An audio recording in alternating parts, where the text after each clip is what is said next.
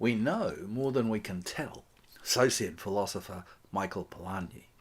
It's a powerful insight. In fact, I believe it's a crucial key to effective leadership.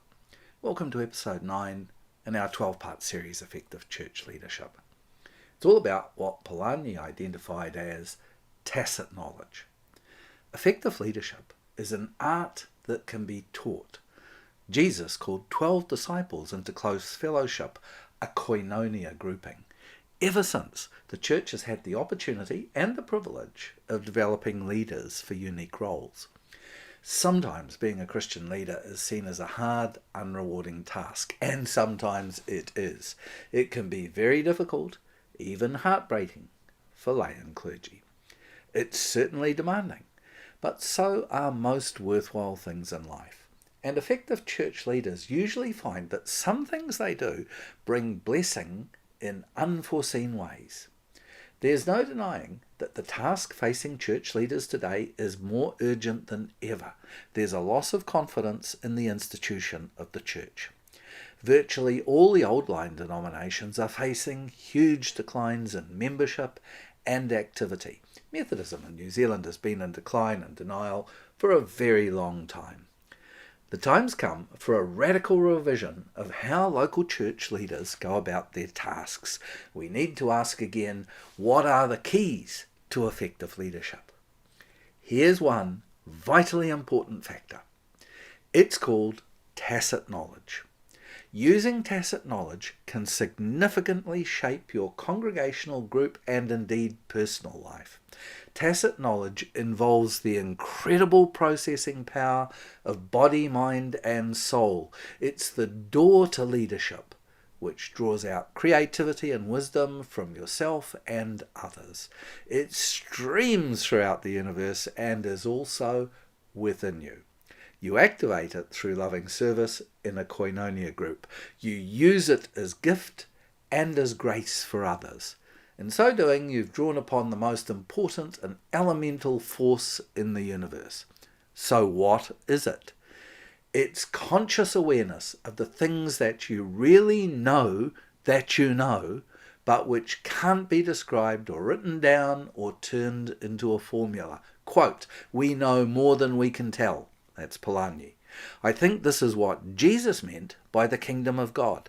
Christianity has a fundamental experiential dimension, knowing with the head and the heart, the mind, as well as with bodily strength.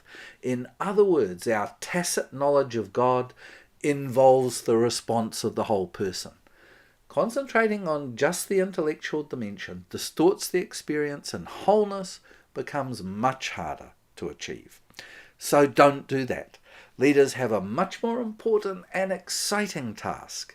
It is the possibility of awakening aspects of tacit knowledge found among the members of the congregation.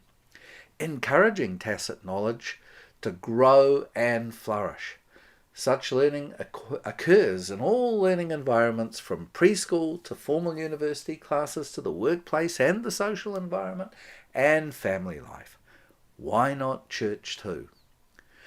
What happens when tacit awareness is gradually turned into explicit, articulated knowledge can be exhilarating.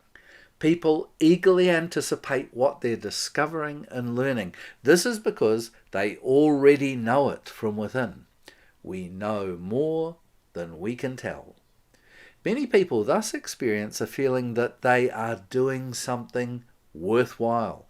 They're challenged and nurtured to participate and grow into what they already feel. They thus discover the dynamic nature of group learning. They're no longer isolated. They find there are many opportunities to share this newfound knowledge. And this is because genuine inquiry has begun. Genuine answers, plural, emerge. Thus begins an emphasis on risk-taking, on trying new ideas and not being threatened or diminished by feedback and results and rules.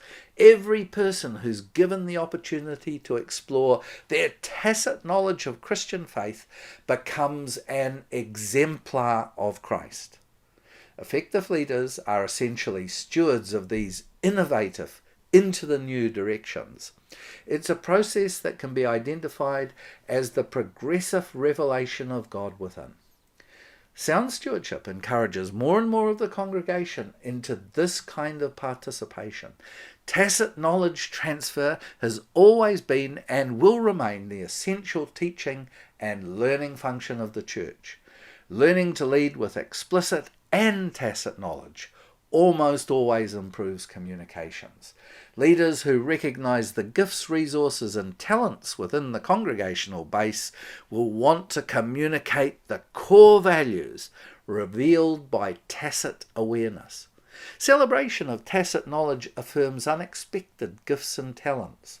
Leaders involved in such stewardship enjoy nurturing the transfer of tacit knowledge into explicit knowledge. It's the key leadership task, but it's interesting, fun and challenging. I recommend doing it from cell groups to synods. Celebrate unlocking and making articulate tacit knowledge. We know more than we can tell becomes we can tell what we know by faith. And join me next week when we explore the concept of service and stewardship. And thanks for watching.